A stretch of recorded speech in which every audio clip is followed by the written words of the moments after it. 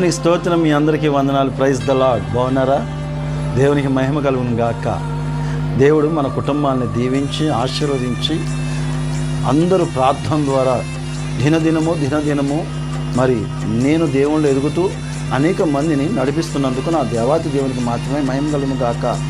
ఎందుకు ఈ మాట చెప్తున్నానంటే, నేను ఒకప్పుడు రోడ్ల మీద తిరుగుతూ నా ఇష్టం వచ్చినట్టు, నాకు నచ్చినట్లు, నాకు ఇష్టానుసారంగా నేను జీవిస్తూ ఉన్నప్పుడు ఇలాగే దేవుని వర్తమానాన్ని విని గ్రహించి దేవుడు ఈ రీతిగా మీ ముందు నిలబెట్టుకున్నాడు. ఎందుకంటే గాయపరచువాడు నేనే, గాయమును మానిపోవాడు నేనే అన్నాడు. నాకు గాయమును పెట్టాడు, ఆయన మానిపోయి మీ ముందుకు నడిపిస్తున్నాడు. అంతేకాదు, నేను అనేక రకాలుగా నా హృదయంలో ద్వేషించుకుంటూ ఉండేవాడిని. అనేక మందిని అనేక రకాలుగా బాధ పెడుతూ ఉండేవాడిని.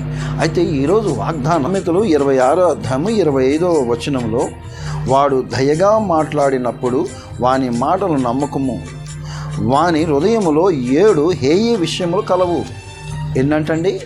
7 హేయమైనవి అంటే చాలా కష్టంగా ఉంది. కానీ బయటికి మాత్రం ఎలా ఉన్నాడు తెలుసా? చాలా బాగున్నారండి, చాలా మంచిగా ఉన్నారండి, మీరు లేకపోతే లేరండి, ఇదిగోండి, అదిగో అని మనల్ని పొగుడుతూ లోపల లోపల లోపల లోపల ఏమవ్వాలనుకున్నాడంట? నిన్ను ఎప్పుడు పడేయాలా అని చూస్తున్నాడంట. నిన్ను ఎప్పుడు పడేయాలని చూస్తున్నాడంట. మాటలు ఎలా ఉన్నాయంట? దయగా మాట్లాడుతున్నాడంట, ప్రేమగా మాట్లాడుతున్నాడంట, నటిస్తున్నాడంట. లోపల నటనతో కూడిన ప్రేమ, నటనతో దయగల మాటలు ఏంటంటే మాట్లాడుతూ ఉంటాడంట. నిజమే ప్రియా, వినండి, వినిపించండి సహోదరి సహోదరులారా.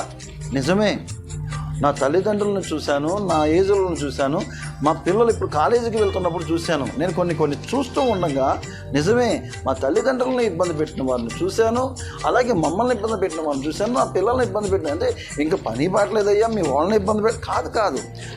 ఇక స్టెప్ 5, మొదటి, రెండోది, మూడో స్టెప్గా నేను చెప్తున్నమాట ఏంటంటే, ఈరోజు మా పిల్లలు ఒక రోజుతో మా ఫ్రెండ్ ఏంట్రా మొన్న కూడా ఏంట్రా ఈరోజు లేడాడంటే, వాడా డాడీ అంతే. అంటే వీళ్ళకి మధ్యన ఏదో వైరం వచ్చింది. అంటే ఏదో మాట్లాడిన దయగా మాట్లాడి వారిద్దరి మధ్యన ఏదో గొడవ జరిగింది కాబట్టి విడిపోయారు. అలాగే నాకు కూడా, అలాగే మా చుట్టాలు, మన బంధువులే, మనకు తెలిసిన వారే మనతో ఏమంటారంటే, మీరు చాలా దయగలవారండి, మీ వల్లనే నేను ఇలా ఉన్నాను, లేకపోతే ఇలా ఉన్నాను, అలా ఉన్నాను అని చెప్తూనే ఏం చేస్తారు తెలుసా?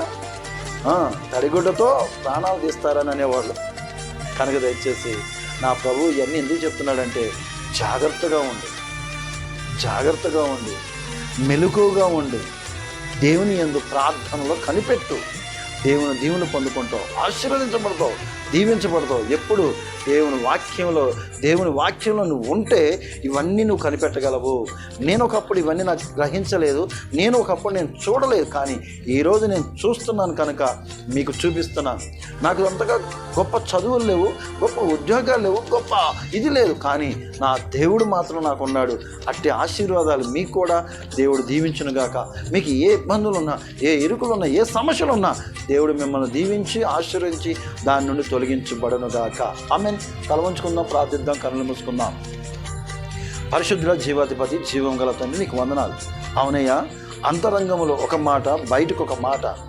అయ్యా, బయటికి మాత్రం ప్రేమిస్తున్నారు, కానీ లోపల అనేక రకాలుగా అయ్యా దుష్ట ఆలోచనలతో ఉన్నారు. కనుక నా తండ్రి క్షమించి, మా చుట్టూ ఎవరున్నారో మాకు తెలియని స్థితిలో మేము ఉన్నాం కనుక మా చుట్టూ ఎవరున్నారో మాకు బయలుపరిచే కృపను దయచేయండి. అట్టి ప్రార్థన మాకు దయచేయండి, అట్టి జ్ఞానం మాకు దయచేయండి, అట్టి ఆలోచన మాకు దయచేయండి. మా చుట్టూ మాతో ఉన్నవారు అయ్యా నా తండ్రి ఏ స్థితిలో ఉన్నారో మాకు తెలియట్లేదు. నమ్మకంగా మమ్మల్ని నా తండ్రి అయా హతమార్చాలని ఆశపడుతున్నారు. నమ్మకంగా నా తండ్రి మమ్మల్ని పక్కగా జరపాలని ఆశపడుతున్నారు. నమ్మకంగా మాకంటే ఉన్నత స్థలంలోకి వెళ్ళాలని ఆశపడుతున్నారు. కానీ మీకు మరుగైనది ఏదీ లేదు నా తండ్రి. నీ పిల్లల్ని మీరు రక్షించుకుంటారు. కనుకనే ఈ యొక్క వినిపించడంలో ఉన్న ప్రతి ఒక్కరూ ప్రార్థనలోనూ అయా ఆశీర్వాదాలు పొందుకోవటంలోనూ మిమ్మల్ని కనుగొనటంలోనూ మా చుట్టూ ఉన్న ప్రతి ఒక్కరి గ్రహించే జ్ఞానాన్ని నాకు దయచేయమని ఈ చిన్న ప్రార్థన ప్రభువైన యేసయ్య అతి పరిశుద్ధ నామమున అడిగి వేడుకొని పొంది ఉన్న పరమ తండ్రి. ఆమేన్.